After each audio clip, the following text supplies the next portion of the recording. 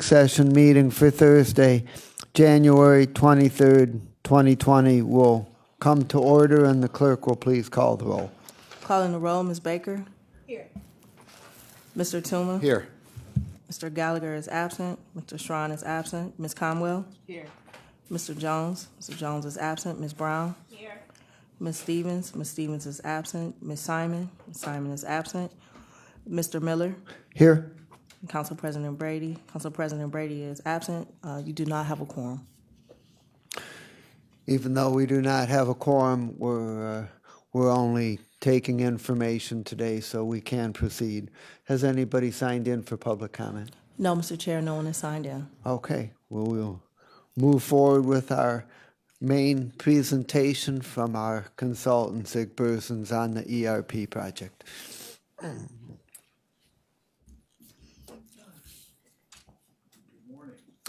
Good morning. Happy New Year. Hope everybody had a wonderful holiday. I thought we'd kind of start today with a little perspective, both historically as well as for the rest of the year, since it is the beginning of the year. And so we'll talk a little bit about the history of the project, just to kind of set the stage, if you will. So we are going to do a little bit of look back. So in terms of some project history, basically the implementation project started about 3 years ago, and at the time it was on a two-year horizon, two-year plan, which is now turned into 4. Initially, the project had about 3 major work streams. That's what everybody talked about. That's what was presented to you several years ago, and that was the finance or fiscal work stream, human resources work stream, and public works work orders. I mean, those were the 3 major pieces. That has now evolved, okay? So over the last 2 years, that's evolved to tracking 30 modules, all right, which are among those 3 work streams. Also, the team has identified what I'm referring to as cross-module work streams, where there's effort that's actually taking place that's applicable to all the modules. And that includes the project management activity, no surprise there, change management activities, technical support. They've also started tracking a forms reporting tool, which is referred to as MHC, and that crosses module boundaries, and certainly security and access crosses module boundaries. And then the other thing that started about a year ago, because early on, non-executive agencies were basically pushed aside, and everybody was saying, well, they're just going to continue doing what they've always done, and that's how we'll handle it. Now I think everybody has realized that to have a fully all-encompassing, integrated, enterprise-wide, meaning county-wide solution, we need to make sure we include the non-executive agencies. So that's actually going on now. So there have been project changes, and these are a challenge, of course. And I think we've gone through those for the last couple of years. Infor is on its 2nd client executive. Infor is on their 3rd project manager. The county is on its 3rd executive sponsor, and the county is on its 4th project director. So there's been a lot of leadership change over the last couple of years. During that period of time, there were 4 major replans or reschedules as the project went from the 2-year horizon to now a 4-year horizon. The last reschedule, I think, was significant in the sense that it subdivided the project into 2 phases. There was a core phase, which we're in right now, and then which is basically phase 1. And then there's a phase 2, which hasn't started yet and is expected to take up the rest of 2020. So there were some scope changes in terms of what is the definition of what the ERP solution is. In the very beginning, a customer relationship management product was included in the definition of a full enterprise-wide solution. The acronym is CRM, but that got shifted in very early in the project, and it became a pilot only. And so HHS has been using the CRM solution for about a year now. Another component change that occurred, which was a little bit surprising to everybody, was about 18 months ago when the budget formulation, budget management tool, which is, again, acronym DEPM, basically was replaced by another product. And that product was, the vendor is Sherpe, and it's called the Budget Formulation Management Solution, and the acronym is BFM. So you'll hear and see words about BFM in all the project plans. There were some unplanned activities, the things that people weren't ready to figure out what is it going to take, how extensive is it, and so forth, very early in the project, and those have been added. So there was this whole business of interfacing to the legacy document management solution. Okay, and then there was the interfacing with the agenda manager, which is a legacy solution, but it had to connect to the new solution. And then the whole business of interfacing with the badge supplier, Galaxy. Needless to say, time clocks aren't going to be very effective if you can't accept the badge numbers as being a valid employee. And also, there was this whole business of preparing an interface for the new real property system, which is referred to as the Harris Project. There's more about that coming. And then there's also the report writing business intelligence tool, which is referred to as BIRST, B-I-R-S-T. That is an Infor product. It was actually provided to the county at no charge, except that there's absolutely no plan right now for the implementation services necessary to install it. Okay? So there have been also some recent changes now. We've been talking about some history. CRM, the Customer Relationship Management Solution, may not get rolled out at all. Okay, so it's not real. The rollout to actually apply it to other departments throughout the county is not in the Phase 2 plan. Okay, the BIRST implementation may not get may actually be removed from the Phase 2 plan. It was in there. We'll see in the next couple of weeks when the plan is presented to you for Phase 2 whether or not it's in there. So that may get pushed to 2021 if it's even used at all. Okay. The new real property tax system, which is referred to as Harris, has been continually delayed now. It was supposed to have launched a year and a half to 2 years ago. So it's been pushed out and delayed and delayed and delayed. And the latest now that I have heard is that it probably won't launch until 2021, which means... Go ahead. Go ahead. Well, I was just going to say the impact of that is the team and the Infor implementation developed interfaces to your current legacy environment, and that's part of the implementation. So it will definitely accept revenues, tax revenues from the legacy environment when that's turned on, which will happen sometime this year. But their plans were to interface with the new system. That, of course, now, in essence, gets pushed off, gets delayed. Yes, sir. Could you say a little more about the CRM, what it does, what its purpose is, and how well it's working in the HHS pilot? I can't tell you how well things are going in HHS. I don't really know. I mean, I have not heard concerns or complaints. They're using it. That's about the extent of what I know about CRM. The question becomes, will CRM continue as a product in the stable of Infor products? So that's the question. So what does CRM do?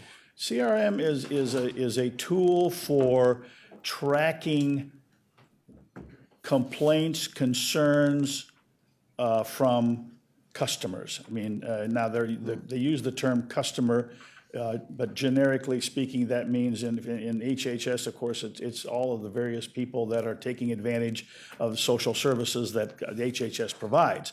So you have this constant communication going on between the personnel in HHS and their providers and the people that they provide services to, who are asking about where can I go, how do I do this, and they're tracking the actual communications.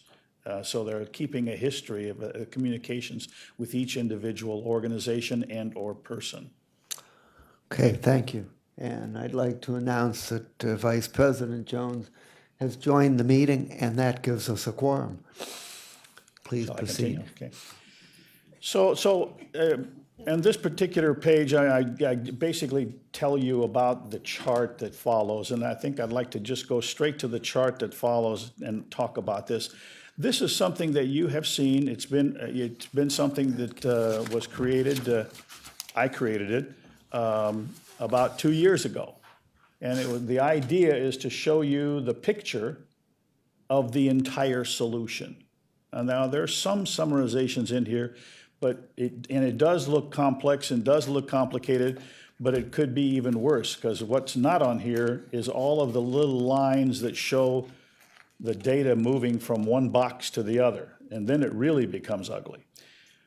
But be that as it may, I mean, the idea here is to say this is your ERP, your enterprise-wide, county-wide automated solution, okay? That your generally your information, as you can see at the top arrow, flows from left to right, all right? And so at the back end, if you will, on the right-hand side is all the tracking software. That's the stuff that's tracking the results.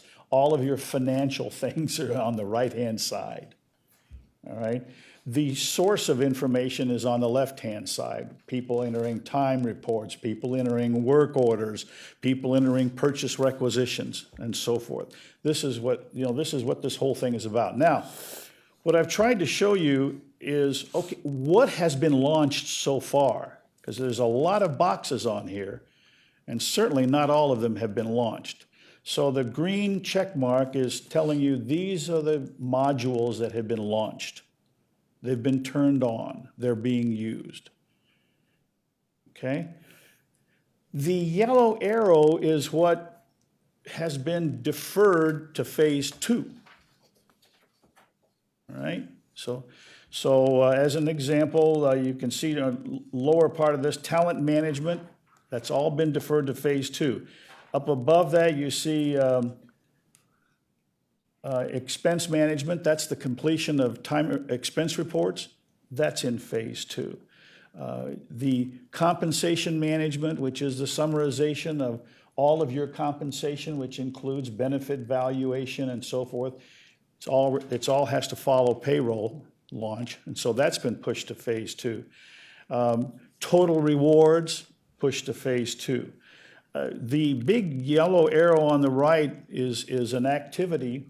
It's not a module, it's an activity, which basically says, oh, we're going to roll out all of these modules, meaning we're going to have the rest of the county, specifically non-executive agencies, have access to use various components of the system.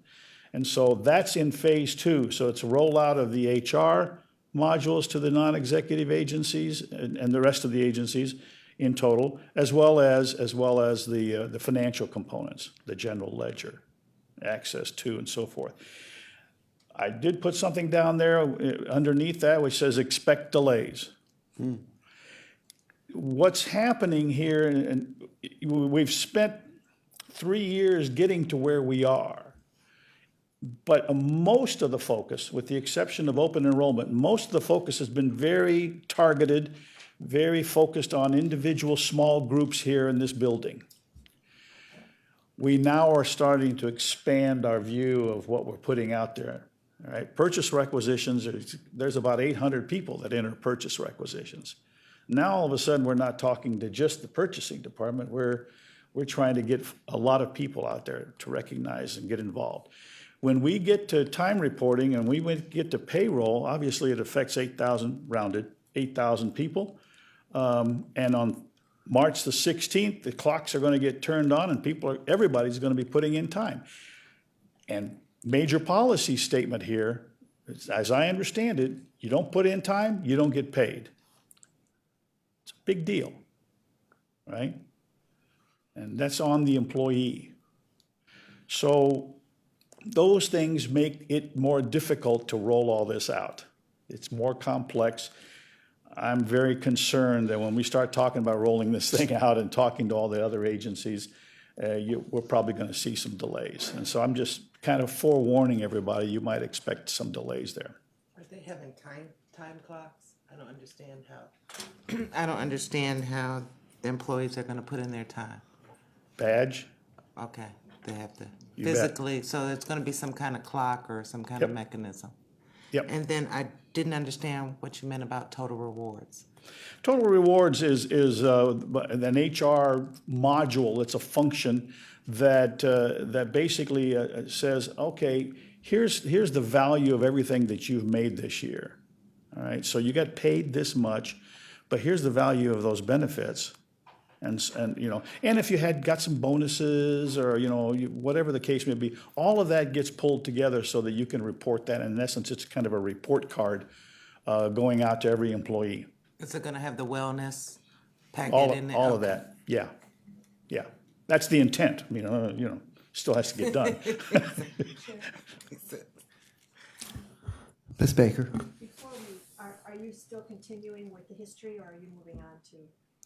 I've got a couple of things about that history, and then I'm going to be moving Okay, on. when you finish with the history, I have a couple questions for you.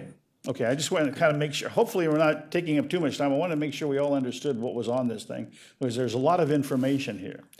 Now, down at the lower left-hand side, you see an X there, and you see the words de-scoped, and I've got a question mark there, okay?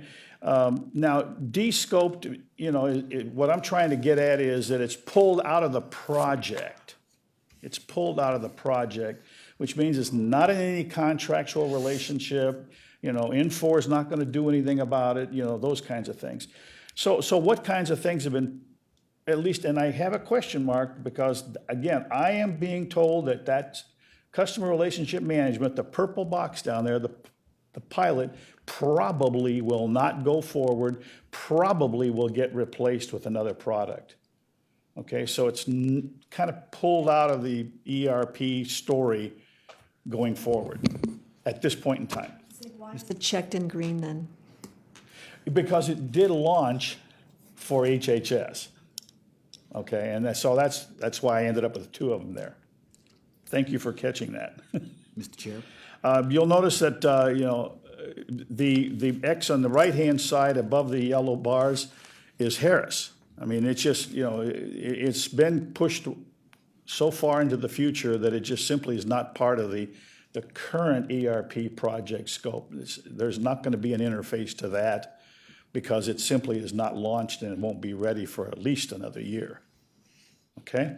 And then down at the bottom is Burst, which is that reporting tool. And as you recall, I said Burst is a product that has been provided by Infor at no charge to the county, but it appears to be developmental, which means that it's maybe not the final version, and that there's no indication that in the contract that Infor is going to do anything with it. It's not included in their scope of work.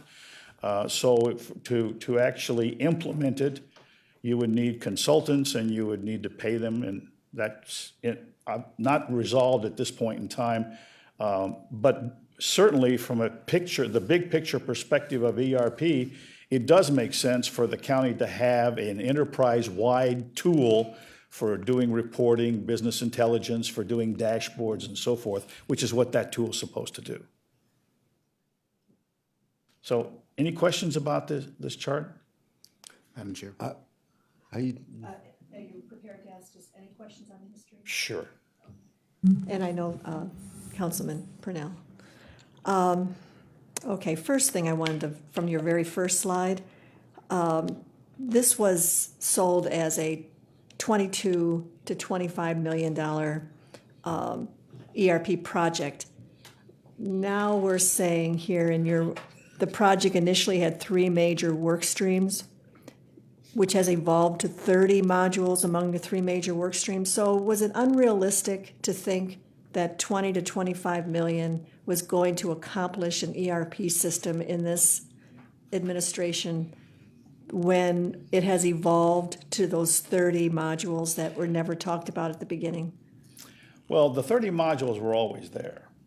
Okay, I mean, so when I say evolved, I mean, it's just the way the team was structuring its work and the way they were, looking at it. So they were always there. They were always included in the scope. So I don't think there's an issue there. So evolved doesn't mean added? No, No. it does evolved, not. okay. The second question I had,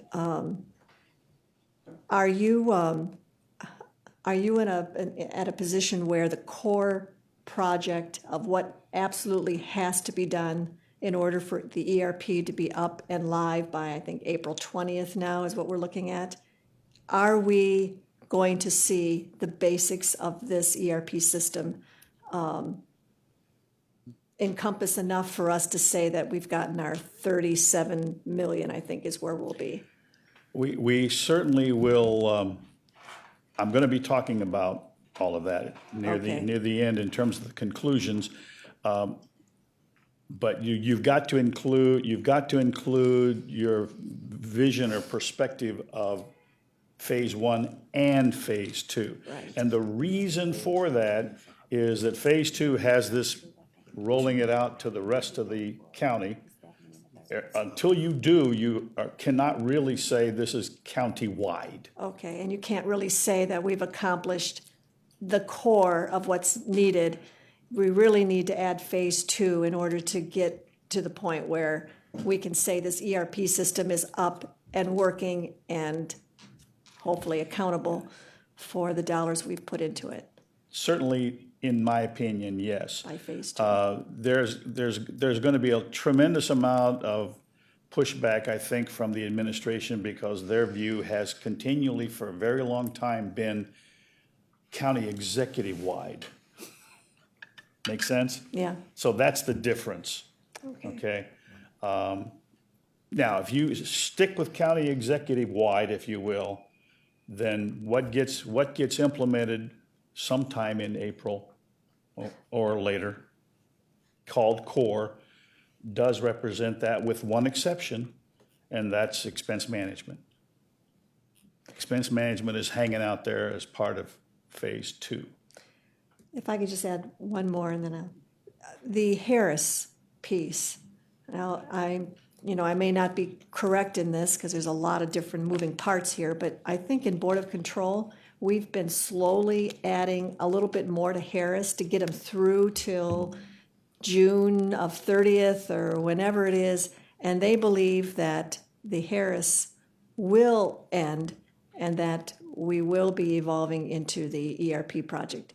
Are you saying now that Harris will not be part of the ERP, or is this part of Harris? Where is it? Harris, as I understand it, has never been considered to be part of the overall ERP project. So its budget has not been considered part of that. The leadership and the management has not been considered part of ERP. It has always been a separate and distinct project. And I don't even know if it's being treated as a capital project. I just don't know. I haven't looked at it. But it is being managed by DOIT. Right. And that's about as far as I can take it. I'm just going on verbal commentary from folks that, and the track record certainly is there, that it continues to get delayed and delayed and delayed. And so planning on interfacing to it, as part of ERP in 2020 is probably not going to occur. I mean, Do you hear that, Councilman Miller, that Harris was to drop off? Or am I not understanding with all the moving parts? I think that there's a lot about Harris that we don't know about. And I've scheduled that we're going to have a briefing on the Harris project at the next Finance and Budget Committee meeting on February 3rd on Monday in our regular time spot. So hopefully at that time, we can get some of these questions answered. All right, thank you. You bet. Vice President, are you done? Yes. For this, yes. Thank you. And you've touched on some of it, but my question was, why were these three areas, the Harris, the Burst, and the CRM, why were they de-scoped?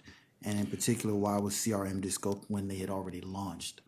Okay, and again, these are my opinions as opposed to a formal administration position.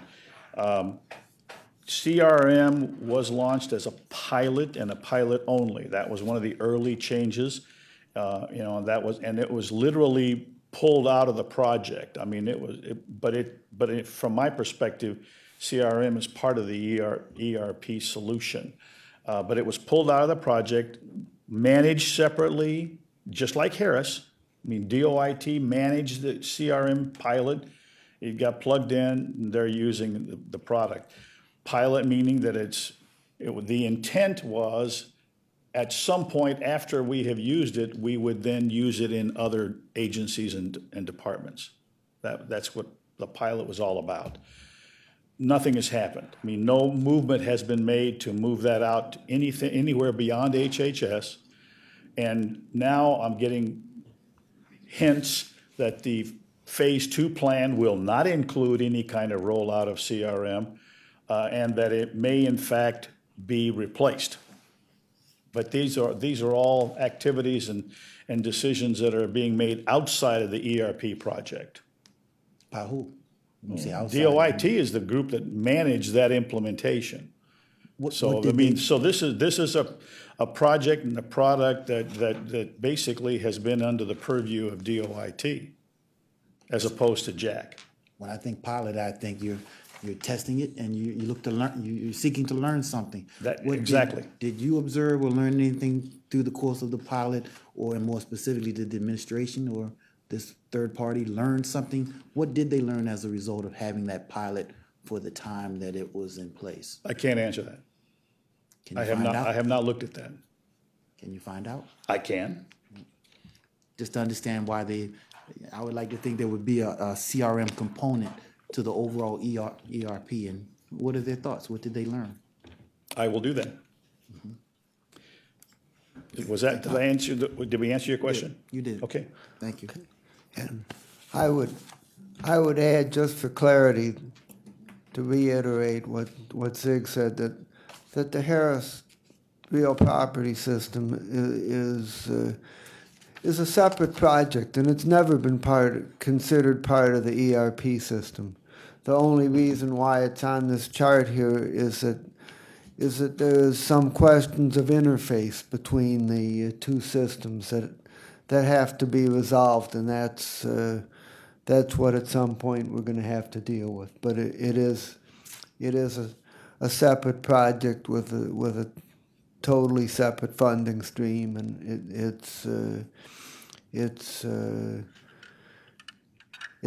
funded out of the real estate assessment fund. So it's a different system. Please Shall I go on? continue.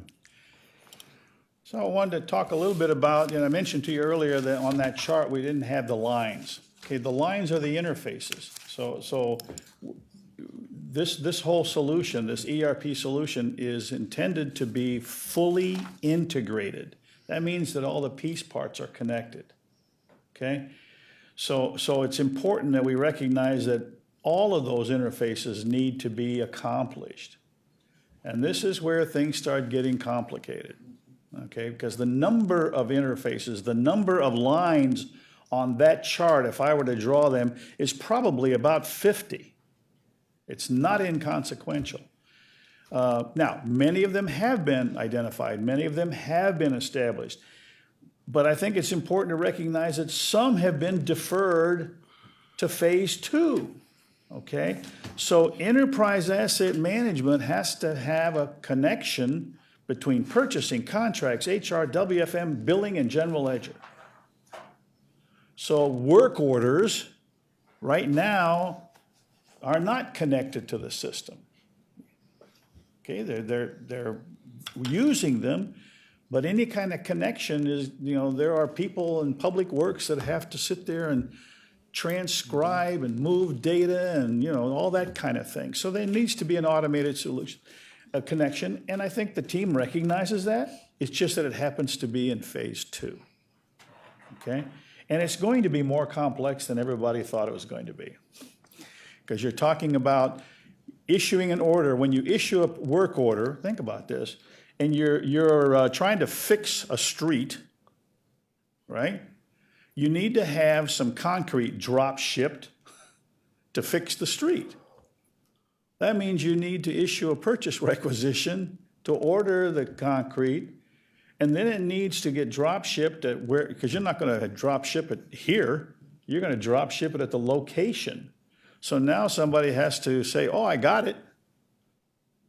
And then when you get the invoice, you can pay it. Okay? I have a question on that. I thought Public Works was our example of being the most successful component to the ERP, and that they were completely electronic and not writing anything anymore, and that they were successful because they were kind of outside of they never had it before, so they didn't have to convert anything. They went from writing to computer.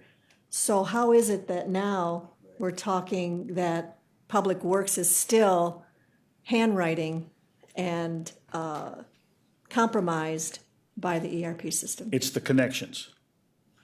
EAM with the work order module, work order management module is working great, and they're using it. Absolutely. Tablets, entering, absolutely. And they're being very successful.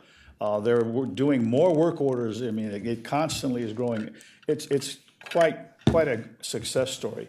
It's the connections. It's that piece needs to get done. It needs to be connected with everything else. You've got to remember that almost 18 months ago, there was nothing to connect to. Okay, and so now we're starting to get the pieces that can be connected to. So they can connect to, and that still has to be done. All right, Okay? thank you. Galaxy and HR, I mean, that's a connection that everybody recognizes need to happen. We need to be able to feed the valid badge numbers to the system so the system knows and recognizes who you are. And then there needs to be a more complete integration with OnBase. So those things actually are part of phase 2 that's recognized. That's what they're going to be planning. There are some that I couldn't find in there, and so we'll see whether or not that gets added. Currently, the new BFM tool, which is being used to build budgets, and that tool was actually used to prepare a good portion of your quarterly report from OBM the last time you saw it. So it's in place, it's being used, it's active. Two things about BFM. One of the parts of that report that they're supposed to get to you quarterly is the FTEs, right? Can't get that until you've got the WFM payroll piece in place. So that's not quite finished. That's why you will see that now there is a part 3 to the implementation of Sherpe's BFM. Excuse me, what is BFM? Sorry? BFM. Budget Formulation Management. Okay? So that's there. You're going to see in the plans that that's now part 3. There used to be parts 1 and 2. Now there's a part 3 because you got to wait for payroll. The other piece that's missing right now is the receiving actuals into budget formulation management so that they can report budget versus actual. Right now, they've got to use spreadsheets and do some data entry, and so that needs to be automated. That's not in phase 2 plan. It should be. Okay? And then, we've already said that there's this whole thing. From a timing perspective, at some point in time, the feed from Harris needs to come to the new Lawson system. At some point in time, the largest component of your revenue stream needs to feed into your general ledger. Okay? So just some examples of some of these I call them glue. You know, it's what ties the whole thing together. So if I may, just for clarification, so phase two, which I thought we were told are pieces that were being pulled out of phase one because we wanted to meet the deadline and get the core done. Are we saying now that phase two is not going to include all that we thought phase one was going to be including, only that it's being postponed? Or are we saying now that that actually is running into a phase three that should have been in phase one, thought it was going into phase two, and now it's looking like it's phase three? I mean, where are we in the scope of this work?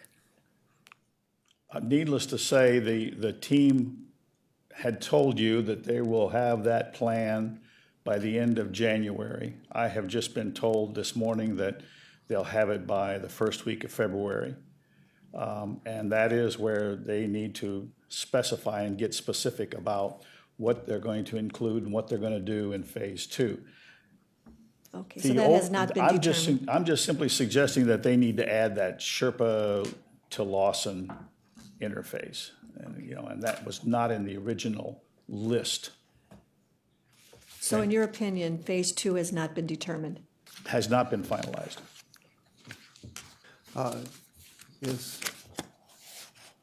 Is the moving into the non-executive agencies, is that expected to happen within 2020, or is it farther down the road? That's what you were told in December, yes.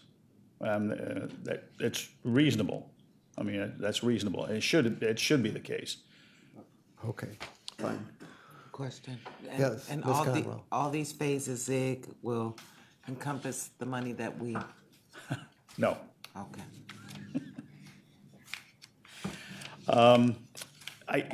We talked about the 30 modules. I just wanted you to see the list, okay? It does exist. This is the list. And, you know, there's a difference between the way it was presented to you on Tuesday versus this.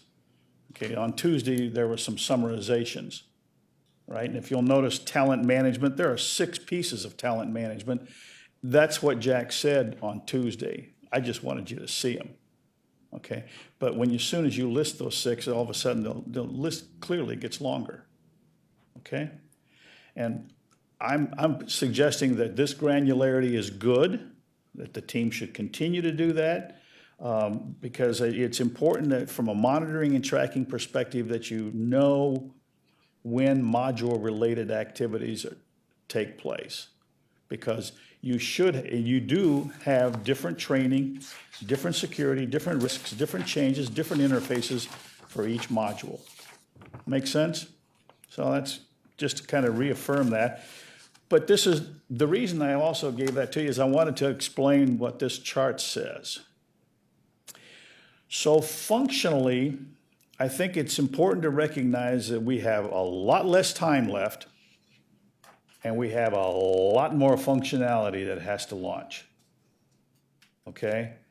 So if you look on the left-hand side, you know, the overall time frame of 4 years, the 4th year is 1 quarter. So you've got 1 quarter of your available time left to finish this thing.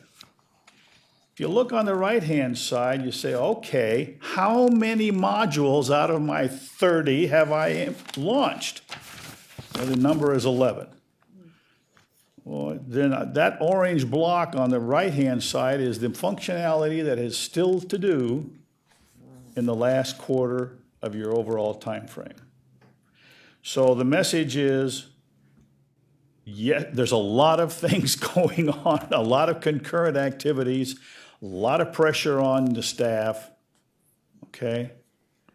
And that's probably the most important thing to recognize. And I think you've already heard from Jack that, you know, he recognizes that it's a risk when you start having all these parallel activities. And so things are starting to move. They're starting to shift. He's starting to push some things a little bit later because people cannot just do that much in one day. I mean, it's a problem, okay? And that's what he's managing, what he needs to manage. But that's the real story, and that's something that we all need to keep in mind as over the next 6 months, there's going to be an awful lot of activity, and we'll see how much of this stuff actually starts launching. Through the chair, you showed us a visual of what needs to be completed, but I'm wondering, as they implement some of these things, will it come down fast? Is it? It should. That's because there are a lot of modules that are going to be launched in both of these two coming up in the February and the April launch Okay. in those windows. So what's the bottom line? Just as a reminder, I mentioned to you that 11 have been launched out of the 30, but we do need to remember that there's not perfection here. Of the 11, 5 are still waiting for some downline modules to be launched so they can complete their interface and their connection. So there's activity going on right now, temporary activity, to keep general ledger in sync and to keep the employee master file in sync, because you've got legacy systems operating and you've got the new systems operating, so that it's not perfect. We need to recognize that that's going on, and that's putting additional pressure on the finance people and on the HR people to keep the old and the new synchronized for the next 6 months. This integration is what you referred to when you mentioned Public Works earlier? Mm-hmm. Okay, what are the 5? Yep. What are the 5 that still need? Oh, it's the GHR, it's a general agenda manager. I wanted to mention that because you see the results of agenda manager. So it was launched in December, but the point is it was pointing to buy speed, not pointing to the new procurement system. So yes, it's launched. Yes, it's being used. Yes, they made the changes necessary. No argument. But the new procurement system is what's going to generate information for the agenda manager. And that happens in February. So that's the reason why that's not perfect. Budget formulation, we already talked about. I can't get FTEs.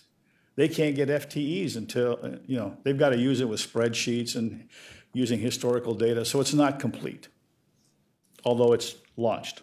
Make sense? Okay. So let's talk about, I guess I'm still talking about some history here in terms of budget changes. The chart here that was presented to you, it was part of what your presentation was on Tuesday. I've added something to this chart, okay? It's in the rose or pinkish line at the top.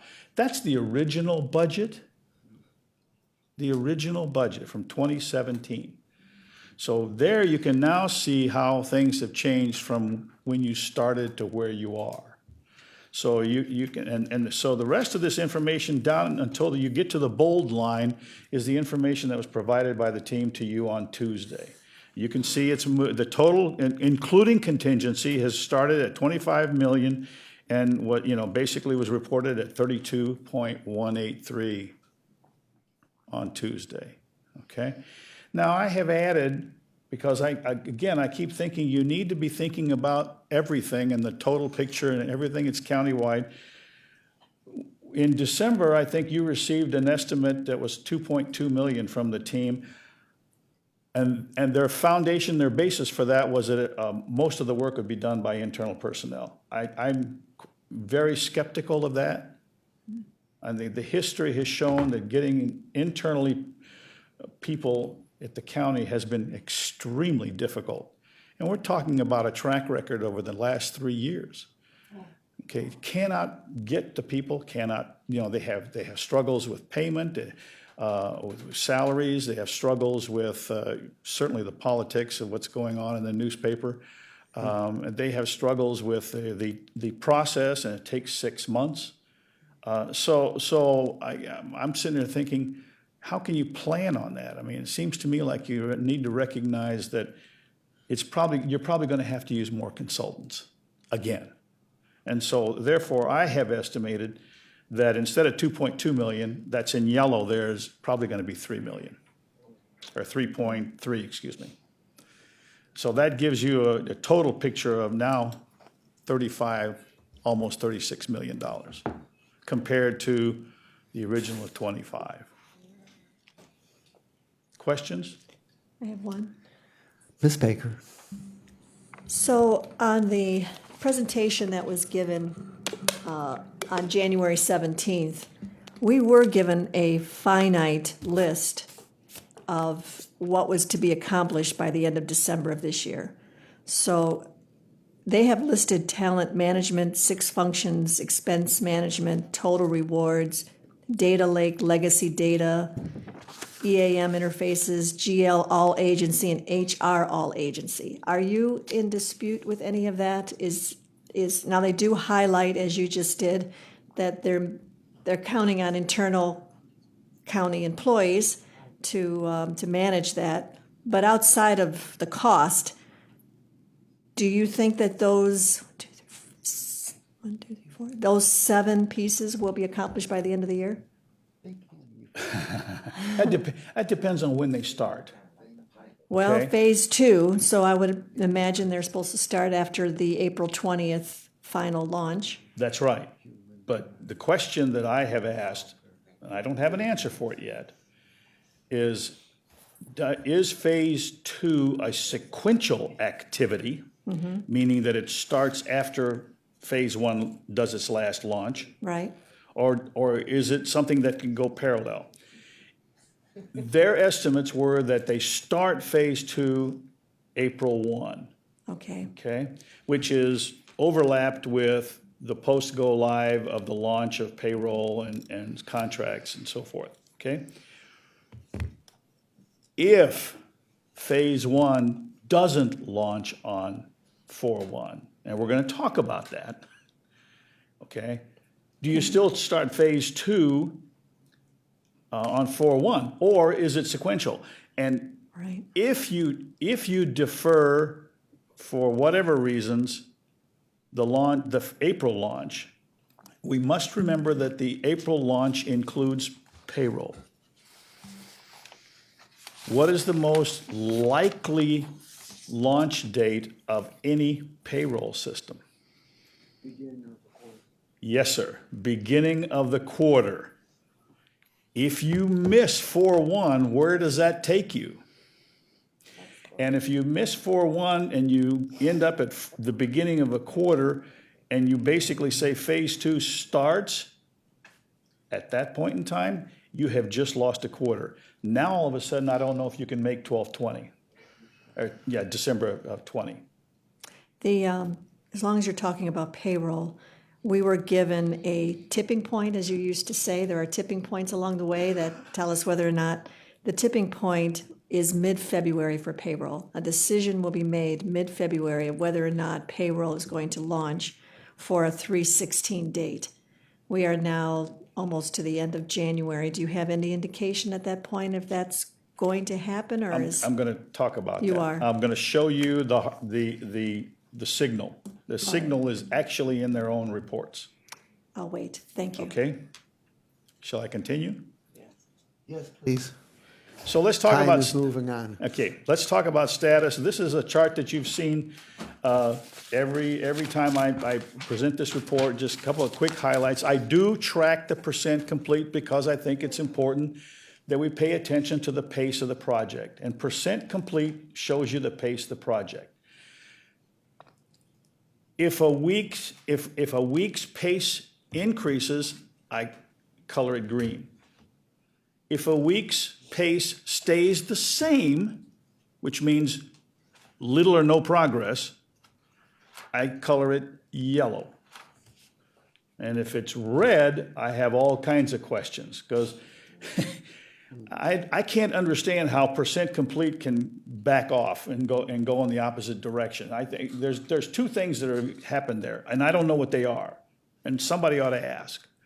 Is either somebody made a mistake and just posted wrong numbers, or there's been a significant increase in the amount of work. And if you have a significant increase in the amount of work or the scope of work, then certainly your percent complete would shift downward, okay? And now these 2 things happened in the things that are supposed to launch in 2 weeks? So I just find it a significant anomaly, and somebody should ask. The other thing, of course, that you see here is there's a lot of yellow. There's a lot of yellow. Now, maybe it's just the way people decide they want to report. I don't know. But I keep challenging the team, basically saying, you're not making movement. You're not having any increase in percent complete. Now, notice that we do have green in the last week, which is last week, we have a jump. Okay, so somebody's reporting that we finished some things. I mean, and that's good news. And it happens to be the things that are just 2 weeks away now. That's a good thing. But payroll, it just keeps sitting there yellow. Keeps sitting there yellow. That worries me, okay?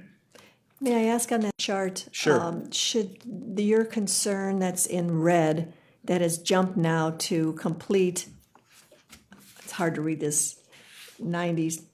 Can you jump back to that? Yeah, how do I go backwards on this thing? Hit the...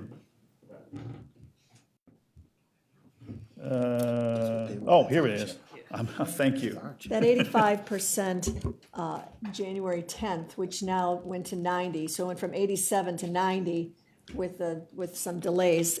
Is that really important to know that it was, in fact, there was some problems, but they've overcome it and now it's at 90? Why is it important to know what those problems were if it looks like we've overcome them? It's just a matter of if I were overseeing the project, I mean, I would want to know, because it's going to be an indication, allows me to take corrective action if somebody made mistakes. Hey, you reported that wrong.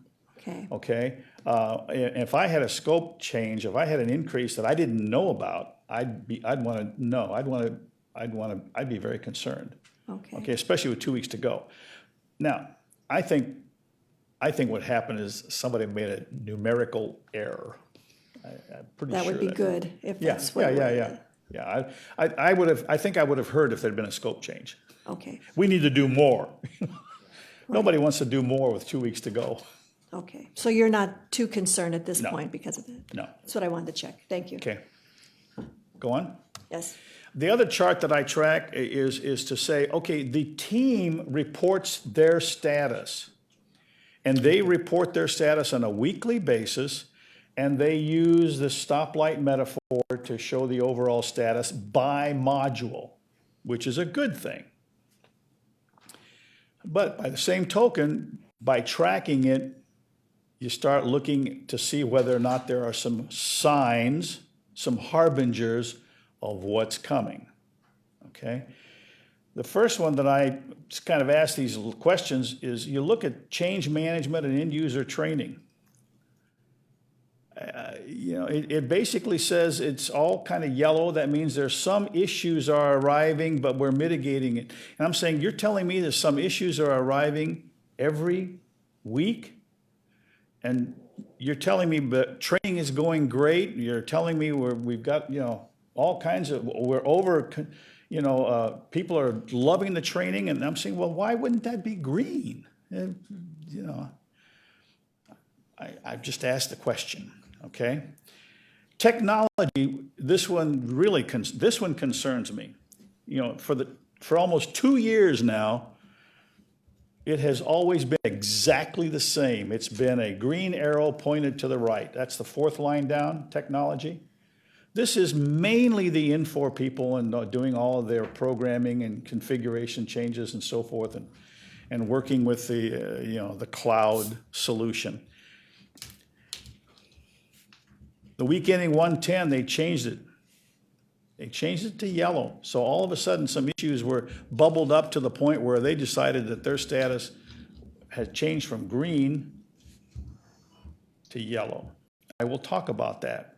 But that's, again, an example of how this chart creates a sign of what's coming.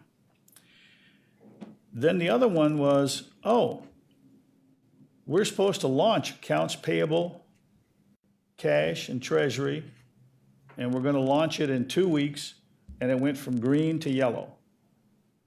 Everybody see that?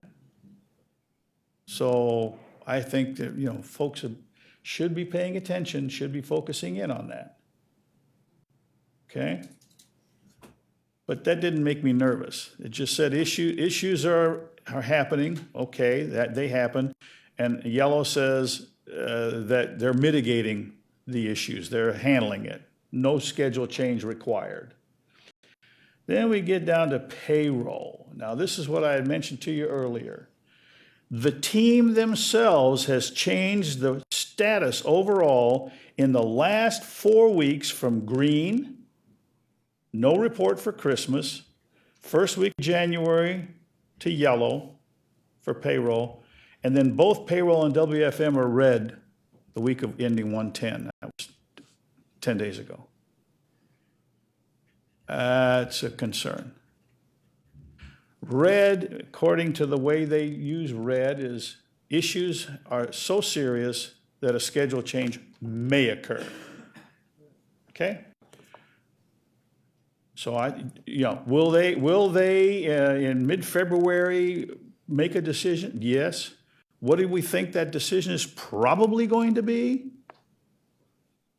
It's entirely likely that they're going to say we can't make 4/1 or 3/16 for time clocks first, and then payroll in 4/3. So, Chair, may I? I would say, because you're here and you're here to assist us so that we can ask the questions intelligently, I would ask that those 4 questions get answered. The training of why it's not green, the technology change in yellow status, the accounts payable cash and treasury, why is that changing from green to yellow? And finally, in the January 10th, why are we looking at both payroll and workforce management going red, which is, as I said earlier, the tipping point of whether or not we go live on time? Those 4 questions, I think, need to be answered, and I will officially ask those questions and ask that our administration get back to us, because I think this whole chart is critical of whether or not we stay on task, or whether on task is what we think is going to happen. Trevor, would you direct those questions to the administration? Thank you. Thank you. Okay. Shall I continue? Yes. Okay. Ms. Brown. Thank you. How closely are these issues related to the time clock? We did discuss that on the meeting that we had on the 17th. So are these directly connected to the time clock issues, or no? Or do you know? I know somewhat, okay, because they do put a lot of detail in their weekly reports. It's just a matter of when do they get the weekly reports out. I'd love to see last week's report. And I do talk about payroll WFM in my next page, because I actually pulled from their weekly report from 110 what the reason was, okay? But I would say this, it's not so much time clocks. Time clocks are going to be a minor concern, I think. But the real issue that's going to be very difficult for them to overcome are data issues. I mean, they're having data issues. And that's what's causing a lot of this struggle. Okay.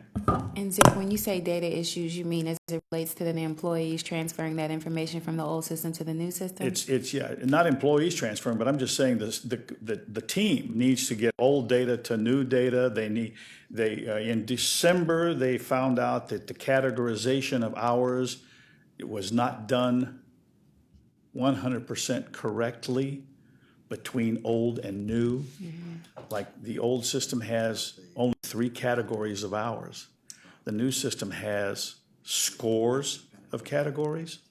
I don't know what the exact number is, but it's more than dozens. It's more than dozens. It could be 50. I mean, it's just, so there's a lot of mapping and comparing, and when this hour is here, where does it go? And that fell apart in December, and all of a sudden they had a failure. They had a testing failure. Again, tests are supposed to show you failures, okay? But And then he, when you have a failure, it starts, you got to redo things. It starts pushing things. I mean, so it doesn't mean that it's terrible and you can't go and you can't go forward. It just means that things start getting stretched out in terms of your energy and time to accomplish it because you got to retest. Does that make sense? You have to Yeah. correct and retest. All right. Thank you, Mr. Chair. Thank you, Sid. telling us Okay. that we need to ask them. Okay, please proceed. So here's the payroll WFM change. I mean, it's hard to read, but this is the way they, on a weekly basis, they report. I extracted it just so you'd have it there, and then over on the right-hand side, they had some quotes, and then they show you the red arrow, okay? So the change, is from yellow to red, so issues are emerging. So yellow is issues are emerging, potential schedule impact. Red is significant issues exist which could impact project milestones. That's the one that says, look out, we're going to reschedule. All right? The statement right above the arrow says payroll IST scope has been diminished to meet timeline. So testing scope got squeezed so they could finish, okay? The payroll parallel, this is back in before holidays, was delayed by 2 weeks. All right. In the past, red indicators, this is now my opinion. In the past, red indicators for both payroll and WFM have been signals for an impending schedule change. In other words, a delay. Delays in payroll launch typically can't be a week or two. Okay? You may very well have a delay in February by a week or two. That's not going to be an issue. But payroll, you got this problem. If you can't start on 3/16 and payroll on 4/3, you're probably going to move it a quarter. Okay? So I'm just saying it's a signal, and it's a big signal. This one I also wanted to talk about. This is the first time the technology team has changed their status, okay? And here's the reason. I'm a little surprised, but it's what they put in their report. They're basically saying that they are in the process of acquiring a resource to undertake the hiding of unrecognized revenue until the cash is in the bank. So they're making a change to the configured solution to accommodate the county's cash basis accounting. Okay? The reason I'm a little surprised is the county and Infor spent a year making that decision back 2 years ago. You remember that? How could we forget? So the decision was made. So the design was made. I mean, here it is today. All of a sudden, we need to have a little more technology work done. And my understanding is it's being done outside the system because nobody wants to change the core software. So they're doing some tables outside the system. And I have no idea how they're going about doing that. But that's the reason. And it says this is truly a complex enhancement. Okay? And then they say these are quotes out of the weekly report. This requirement has been confirmed. I mean, so they're basically saying, hey, we double checked. We're being told we got to do this. They're going to do it. Okay? That's the reason why they changed it to yellow. So that's the major issue that has come up. Okay? So, may I ask? Yes, please. So let's say I don't know how much money we're talking here. Is on the average of a couple 100,000, $1 million, 10,000? I mean, what are we talking about? Unrecognized revenue. I don't know. I don't know if this is even going to require a change order. We have to remind ourselves that Infor is on a fixed fee basis. Okay, so there's a fixed charge. Whether or not this was identified and was on the list and was included in their contract, I really don't know. But I'm asking about the actual dollar amount, the unrecognized revenue. Oh, the amount of money? Yeah. I mean, are we talking, Well, could there be a surprise of we just found out we have $1 million we didn't know about. Is that what we're talking about here? I don't think anybody has looked at what, the amounts of monies that are actually going to be moved back and forth. I can only presume it's everything. In other words, if you're whatever amount you bring in, that the system is assuming to be accrual, because Lawson base assumes accrual. So they're going to sit there and say, well, whatever is in accounts payable is a liability, right? Yeah. Whatever is in accounts receivable is an asset. You get into all that accounting rigmarole, so it's all the dollars, except when somebody pays cash for something. I mean, but almost everything is paid with a credit card and all that kind of thing. Would our internal auditor flag this and say you can't be having unrecognized revenue or hiding of revenue until we figure out when it goes to the bank? Their choice of words is not good. No. Okay, I don't think they should be using the word hiding. Yes. Their choice of words is not good. No, definitely But not. this is a technical person making an accounting statement. Unrecognized revenue is not a good statement Unrecognized either. revenue is valid. I think the internal audit people should be concerned about the controls that are being designed into whatever this is. In other words, so however they've designed to do that, there need to be controls, and the internal audit people should be cognizant of what the controls are. Are they adequate? Can we be absolutely certain that whatever's being passed between here and here is appropriately counted and recognized and tracked? I mean, absolutely. Chair, is Well, that a the good- question that we should be proactive in asking our auditing team that, is this something that you're aware of, you're on top of, and you recognize that there could be money that is not yet accounted for? I actually don't think this is a problem. No? No. It's always been like this, that a lot of systems are on accrual, but we operate on a cash basis, and so there's always accounts receivable money that we know we are going to get, but the cash isn't in the bank, and there's money that we owe, but we haven't paid it yet. What the concern I have is it sounds like that we're basically using a technology system that's accrual based, and that we're going to jury rig it into a cash system as opposed to truly having a cash based technology system. Am I right about that? That is my understanding. Yep, that's exactly what's going on. And that was determined a year and a half ago.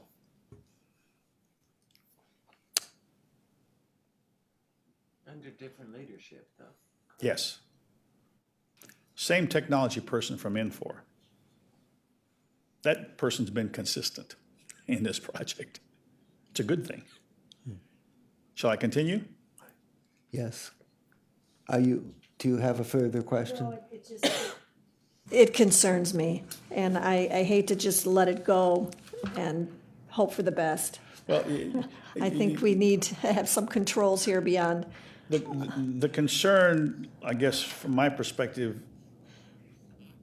is the impact on the schedule and what they're able to accomplish. When they say something is complex and truly complex, and I understand that. I think that, and what that translates to, it'll take a while to get it done.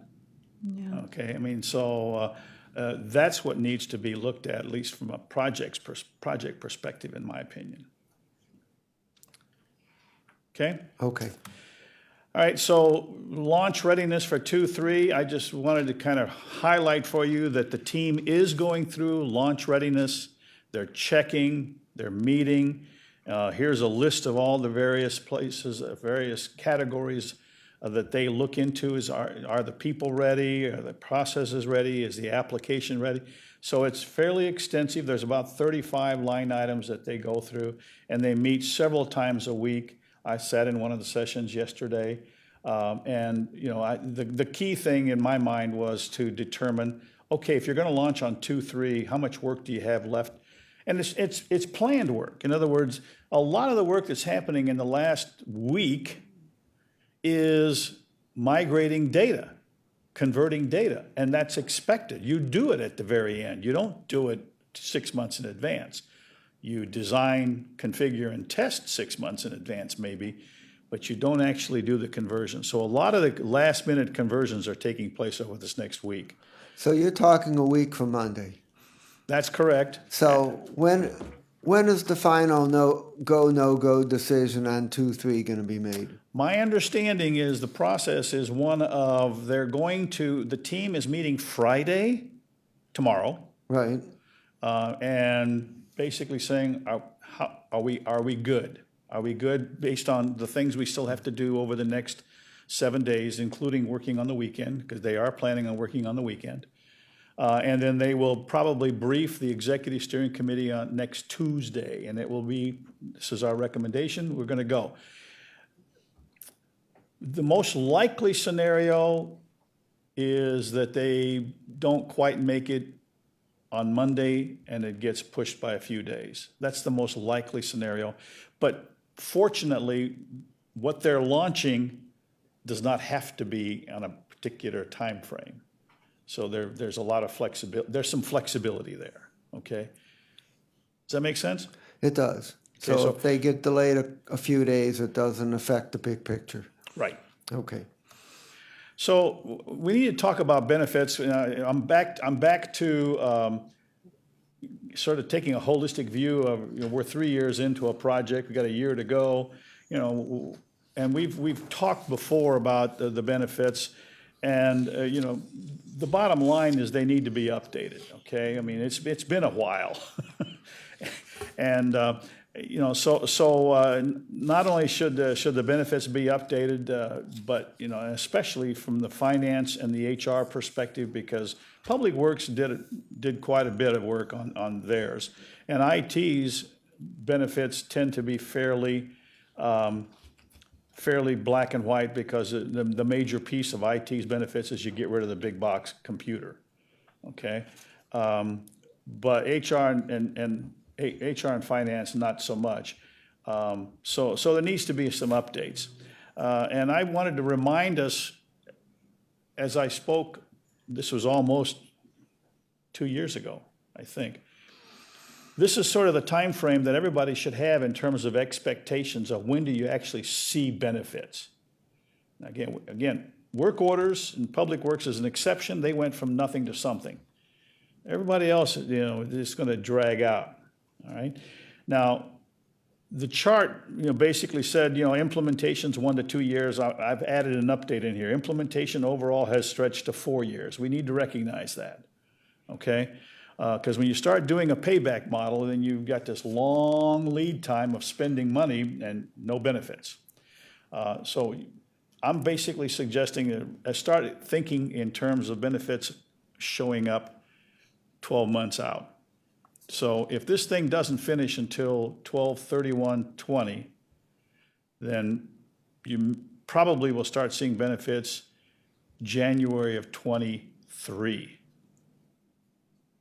And that's from an initial start date of 2017. Long time. Yes, it is. Yes, it is. Now, in order to get the benefits updated, because there was some reticence on the part of finance and HR to generate benefits, okay? Mainly because, they were saying, well, we don't know exactly how the system's going to work and all that kind of thing. So the county has requested its TPA, its third-party assessment firm, RSM, to help in terms of updating the benefits estimated by OBM, which were presented to the council in October of 2018. I don't know if you remember that, but it was an attachment to their quarterly report. So there is a change order that's in play right now to the RSM contract, and the scope of that change order basically says you got to base your savings on using the Infor solution, that you need to leverage that solution. So in other words, as you look forward, are other agencies going to use Infor? So, okay? And then also to pay attention to the process changes that the solution supposedly generates. So that's what RSM is supposed to do. And I don't know when they're going to start, when the contract change gets approved, but it is something that needs to take place. Okay? Now, when that happens, we need to also, and this goes back to, I still think that the administration should be providing you with a payback model. All right? So in essence, they ought to be able to show when do the benefits that you achieve from this solution actually pay for it. And typically it's shown in this kind of a graph. Okay, where your costs, and the reason why the orange brownish line, those are your costs, okay? So your costs tend to continue to rise on a to-date basis because you're paying $1.5 million annually to Infor for services and support. So it's never going to stay flat, right? And then, of course, the curve here at the bottom, it's now going to, notice that I did this a year ago, I think, and there was only 3 years going to be where you didn't have any benefits. Now it's going to be more like 4 to 5. And so that whole curve is going to shift to the right. And when it shifts to the right, it's going to make it harder to cross that line up at top. Yeah, okay. And then, of course, if you add more work at the end and you start adding phase 3, 4, 5, and 6, and version 11 and all those things, you're going to start adding some big dollars. Okay?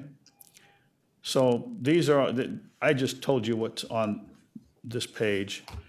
So let's talk, looking forward, let's talk about what full ERP implementation is. This is the chart I believe you were referring to, Ms. Baker.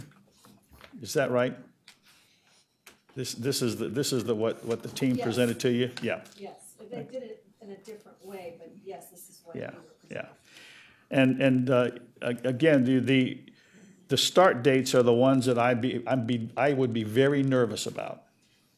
Because, I mean, it's based on an elapsed time model, so about 5 months to do talent management, about 7 months.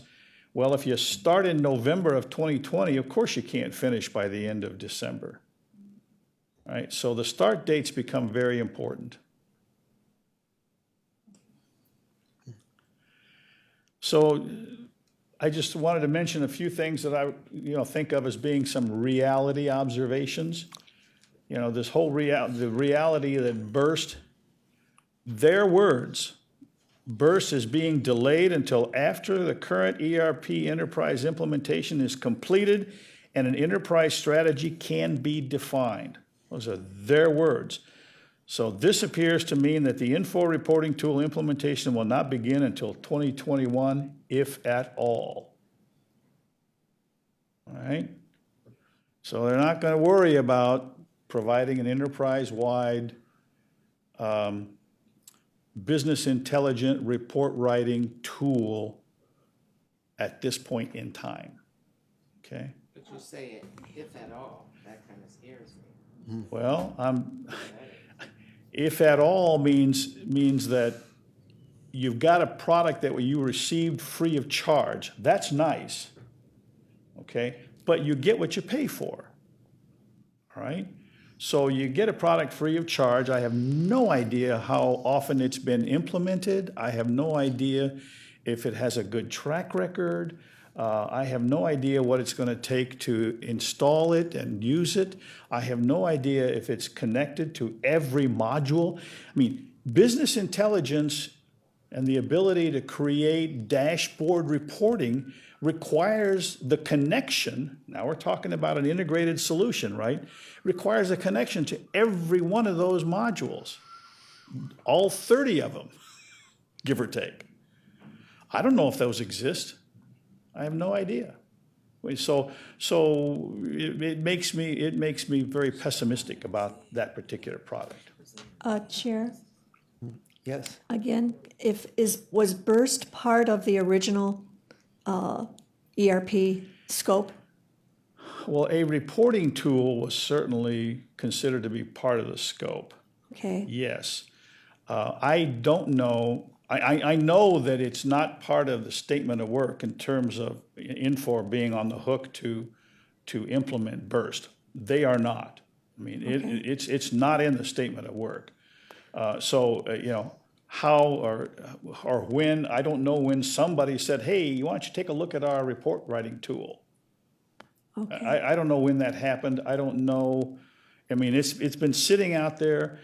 People have been kind of playing with it, but I think we should get, Zig can only tell us we need to ask. So we should probably get a credible answer as to, is Burst something that was going to be implemented? Is the ERP team planning on implementing it? Or if not, what are they expecting to do without it? It's either important or it isn't. And if it's not, then we need to be told it isn't. If it is, how can we continue with this ERP program and not be integrated with the rest of the county, right? Yes, that makes sense. We'll ask that question. If Trevor, you can ask, thank you. the second point here talks about enterprise asset management. Now, enterprise asset management is an Infor tool. It was purchased. It has been installed. The only component of it, the only significant component of that product is work order management. We've all heard about that. That's done and gone. The thing that we need to recognize is there are other components of enterprise asset management, one of which happens to be inventory control. Fairly standard type of module in any kind of enterprise financially oriented solution, okay? Well, that has not been implemented. My understanding is that the public works people are implementing it and working it, but they are not working it as part of the ERP solution, which is, in my mind, concerning. It's almost being treated like a pilot just for public works. But when you sit there and design and configure a solution and you're doing it just for public works, what makes you think it's going to work for the other agencies without talking to them? Right. So we're back to, should that or should that not be part of phase 2 ERP solution, so that you are focused on, we're going to have it available for other agencies, so we're going to get their requirements and their needs, and we're going to include it in that. We may include it in phase 2. If you don't, then it's going to be a separate thing, just like Harris. It's going to sit on the side, have no idea when it can come rolling back and all of a sudden be rolled out to other agencies. Sounds like everybody's trying to get by in the short term or narrow sense and not doing enough thinking about the big picture. I agree. I would like to add that question with the inventory control, as you have stated, and get an answer back as to whether or not this inventory control is either going to be in phase 1, which we all know probably isn't, but at least in the phase 2, and what kind of price tag is attached to it. Okay, let's find out what the plan is on inventory control. Phase 2, I think I mentioned, does not include the implementation of Burst, which we've already discussed, but it also has, there's no indication of what to do about business objects. When the organization replaced DEPM with BFM, all right, that came with a business intelligence tool. Came with it. That tool is called Business Objects.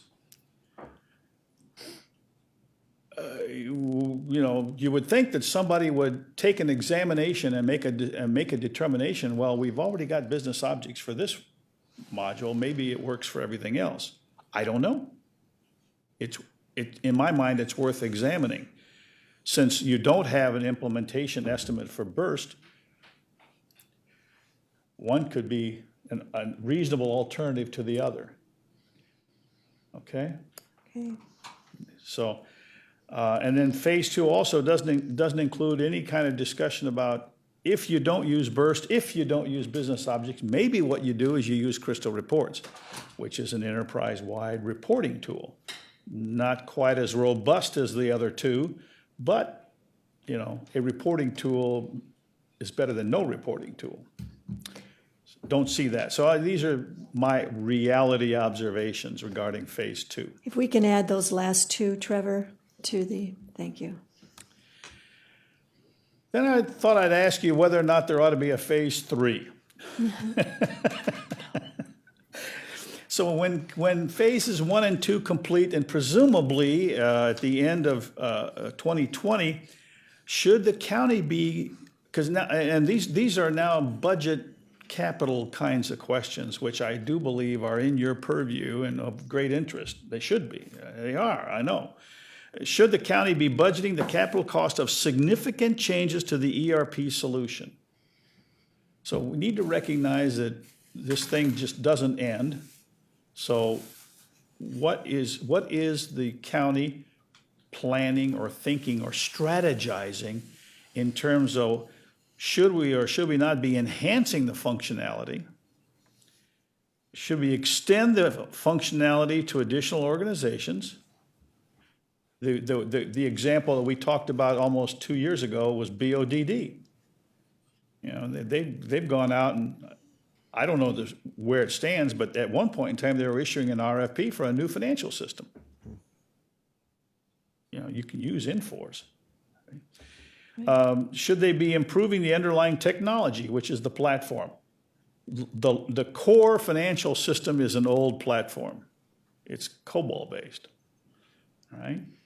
So, and that's the version 11 you've heard about, and you will continue to hear about from Infor, that they have redone that Lawson solution. And should we be connecting major solutions to ERP so you have a full ERP? That's this business of connecting Harris. Big piece. Okay? So what are some capital project possibilities? The next version upgrade for Infor. That's version 11. The team has basically said, not required at this time, but I'm sitting there thinking, well, okay, but does that mean you shouldn't be strategizing and creating your capital plan? I mean, Public Works creates a capital plan 5 years out, right? Which is in your purview, and you're interested in that. The county should be, and so this is a big dollar amount. Non-executive agency system replacement by ERP will not be considered until 2020. Well, it's 2020, so it's time to be strategizing that stuff. We've talked about burst and data analytics tools, inventory control, the whole customer relationship management thing. I mean, there should be a strategy what you're going to do about that, and that's for the next few years. Typically, organizations have an IT strategic plan, and this would be a good place for a lot of that stuff to show up. And then certainly the implementation of data lake. I mean, there's been conversations about data lake and that being the repository for your history, okay? But you got to get it implemented, and then the other thing, of course, is data lake needs to be spread out and become a repository for everything, and that should be part of the strategic plan. Chair, Yes. I certainly understand the need for strategizing for future and incorporating the entire network, but I think we are at a critical point where we need to show success, and that we need to get this launched and on its way by the end of April, or at least have an indication of when we think the new date will be before we can really sell it to other parts of this administration. I'm not confident yet until we see this launch that we should even be talking about bringing in others until we have success of the core function. And once the core function is up and running and successful, it will make this an easier strategy to say, hey, let's jump on and include. But until then, I think this may be a little premature, maybe just by 3 or 4 months. Okay. That's my comment. The closing comments that I make in here are making decisions about whether or not something should be a capital project or not, okay? And of all the things that I talked about, I think there's only 2 that probably should be treated as a capital project. And I'm not sure the county and the county staff can handle another capital project that's really large and it's multi-year. I think that's going to be really difficult. So they probably need to back off. So some conclusions. On the whole, you have 2 major launches coming at you. One's in February, one's in April. I would suggest to you that neither of them are 100% green, using the stoplight metaphor. I would suggest to you that the February launch is between yellow and green, which makes it sort of lime, whatever that color is. But it's close. And I think the bottom line is that they've got about 10 days left. They've got about a week's worth of work. They're going to work on the weekends. Most of it's planned.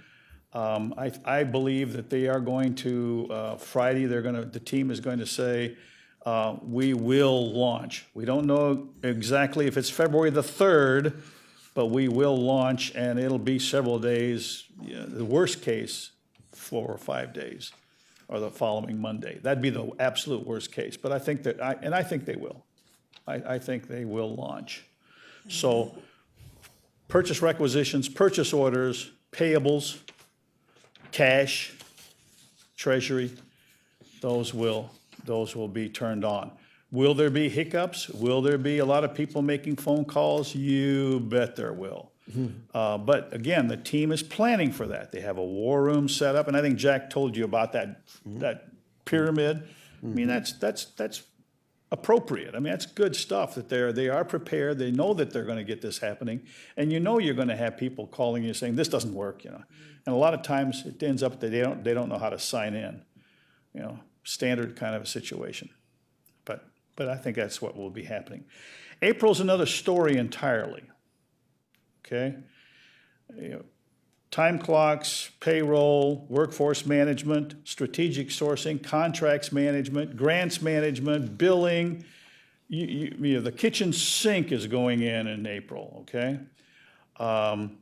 Now, maybe some of them, can be segregated from the group and they go, but we saw earlier, I mean, the sign was there, the harbinger was there.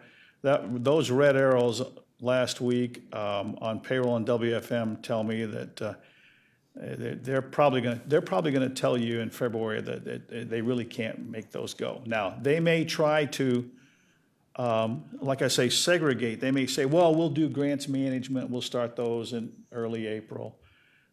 But I think payroll and WFM ends up getting pushed pretty far. Probably a quarter would be my projection. So if I may, the strategy of delaying this project from December 31st to April 1st, which is what we were told they needed an extra quarter, knowing that these were challenges, that those extra 3 months you're saying is probably not enough. They should have probably said 6 months. Well, they got surprised in December. Okay, they got surprised in December. So to be fair, I mean, when they were rescheduling and putting things out there, they wanted to do it as close as they could on a quarter break, so they couldn't do January. I think they knew they couldn't do January. So they went with the next quarter, and they were coming along, they were moving along reasonably well. I mean, so every week, you get the yellow. I mean, yeah, there's some issues, but they're still moving along and they're still progressing and they're handling things. They got surprised right before holiday. When they got surprised with those data issues, okay, I think, and they had to correct it. I mean, and now they're retesting. So that's what happened. So I think they were probably reasonable in terms of their projection back then. Now they're into, okay, they know more. I don't know, by mid-February, theoretically, all the retesting and all the corrective actions for the data is probably going to be done, but you just simply don't have enough elapsed time left between then and 3/16 to turn on the clocks. You don't anticipate any other surprises that would delay them? Of course not. I'll get my crystal ball and Well, that's a pretty big delay Well- to have that, language not be to be surprised by the data. how can I say this? The data will continue to be a focus, in my opinion. You heard the news article, Channel 3, about the legacy benefits issues, Yes. okay? They said that was not ERP related. Correct. Okay. But here's the concern. When you design a system, right, and you say, I want my new system to do everything that I used to do, what I would hope is that somebody has not decided that let's do exactly the same thing that happened to create that error. Then obviously you're repeating the error. And that's the problem with parallel testing. I see. Parallel testing says make it like it used to be. All right, so you have to know, you have to understand what your expected results are when you're testing. So I've asked the question. We need to have evidence that the design of the new system does not replicate whatever error that was. Right. Whether it's an automated error or whether it's a procedural process error. I don't know which, but you sure don't want to replicate it. How does the RSM third party that verifies that, yes, you're a go, we agree with you, how does that play into what you just, or does it? The RSM, we were told, like this February decision will be verified by our RSM before they would go. They have issued their report. I mean, my understanding is they have issued their report, and there are a couple of things that need to be mitigated that the team is addressing. But I mean, now their approach to readiness is ticking off. Have you done all these things? I mean, that's have you done this? Have you done that? Whether or not a particular detail is included, that's way too detailed for them to be looking at. So that's their scope. Okay. Yeah. Thank you. Continue. So just some suggestions for the council. I certainly think that you should be continuing to consider the entire scope of the solution, okay? You should expect to see the cost for phase 2 in the January monthly report. That's what they promised, although now I'm hearing that it'll be the first week of February, but that's about when they publish their report. And I suggest the cost will be an additional $3 to $4 million to complete, so we'll see what the team identifies. Project payback, the benefits presented almost a year ago are now out of date and should be updated, so the county can more precisely determine how long will it take to pay back the $36 million. That's the number we're looking at. Given the approximate overall increase of 50% in the initial budget, if the benefits are not improved by a similar amount, the payback period will be much longer than the original 10 years from inception. Just need to recognize that. So the funding, I just think, you need to be prepared that you're going to get some funding requests over the next 2 years. BODD's financial system, if they go with Infor, there's going to be a cost. Won't be as much as if they go out on their own. Upgrading Infor's version 11 will be a cost. Potentially having a completely new customer relationship management solution will be a cost. Board of Control will probably be getting some approval requests. And so there's a list there of what the Board of Control will probably be seeing. So it doesn't end, I guess is what I'm suggesting. In terms of ERP governance, this is my last page. Beginning in January 2021, the council should request a quarterly update regarding benefits realization across the entire ERP functionality spectrum. So need to start asking for that. Beginning January 2021, the council should request a semi-annual update to the ERP cost-benefit analysis along with an update to the solution payback model. I mean, it should be ready. The system will be done. Need to put these on kind of like a periodic reminder to the administration. Beginning in October 2020, that's this year, in parallel with the capital planning and biannual budgeting, the council should request a presentation of the administration's strategic plan for 2021 to 2026, because there's got to be a capital request in October. Okay. One would hope. And for every year thereafter, you should expect an annual update.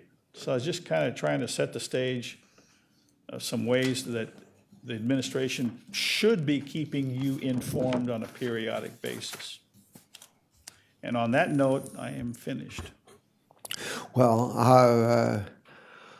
our aim for this council is to do as much detailed oversight as possible. It's an important part of our function. So we thank you for those recommendations at the end there, and we'll certainly take them seriously. And thank you for a very comprehensive report that looked not only dealt with the issues we're facing over the next 8 weeks or so, but also look deep into the past and far into the future. So we appreciate that. And I'd like to ask if there's any questions before we close for the day, Ms. Baker. Just in wrapping up, when do you anticipate, it sounds like it's not going to be something that we need to get into, or at least have the staff to get into, but version 11, when do you anticipate that we would not have a choice and have to upgrade to the next version?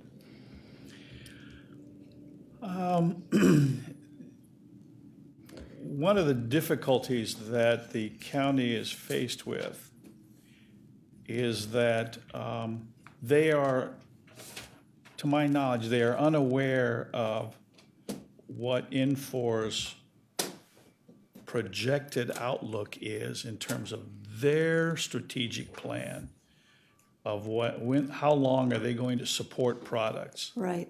Okay, you know, and as long as you're paying 1.5 million, you know, they will be happy to continue collecting 1.5 million every year. Yeah. Okay, and in so doing, that means that you in essence have them in a contractual relationship that says they need to basically process and operate your solution. Right. So in that sense, you're in good shape, except that contract does have an end date. I don't remember what the end date was, but it does have an end date. It's at that point in time, at that end date, when you could, they don't have the strategic plan. Other vendors, by the way, have a tendency to do that. They'll say, hey, we're going to support that product for the next 10 years. So you know. Yeah.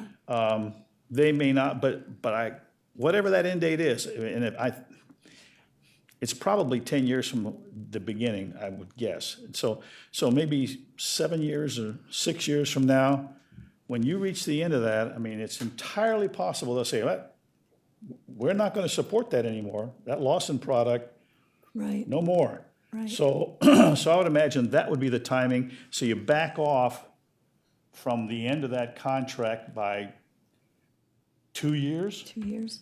You know, because it takes such a long time to negotiate and discuss and organize and Right.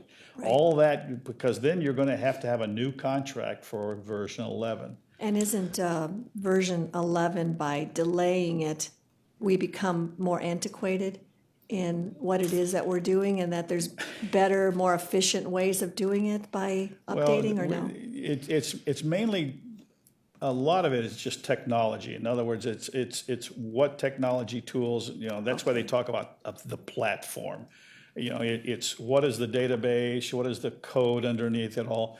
Well, you had that when you first got it, so you're not going downhill, you're just simply maintaining something that you acquired four years ago, Right. whatever that was. Already for? Yeah.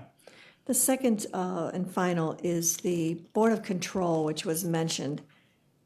I've always been concerned that we allow certain funding, but it's not added to the total of what the ERP project cost us. So we could be approving 100,000, 200,000, and we could be doing that at different points along the way. But I'm not sure if we actually add that to the total overall project itself. And if you're talking about more coming to Board of Control, I would think that that would be something that we need to make sure is footnoted. Another 2.5 million over the last 4 years has been added through Board of Control for this project. And I'm not really convinced that we know what that number is in totality. To the best of my knowledge, the changes approved in the Board of Control have been incorporated into the financial projections. I don't know if do we see a line item that says so? Well, we see the individual items factored into the, Okay, that can get lost. Yeah, okay, that's all. Thank you for your report. You bet. Any other questions? anything else? Okay, so the next finance and budget meeting will be on February 3rd at 1 o'clock, and we're going to delve into the Harris project plus an item that was sent over from the Board of Control. Does anyone have any miscellaneous business? Hearing none and there being nothing further, we stand adjourned. Thanks, everybody, for hanging in there. Thank you.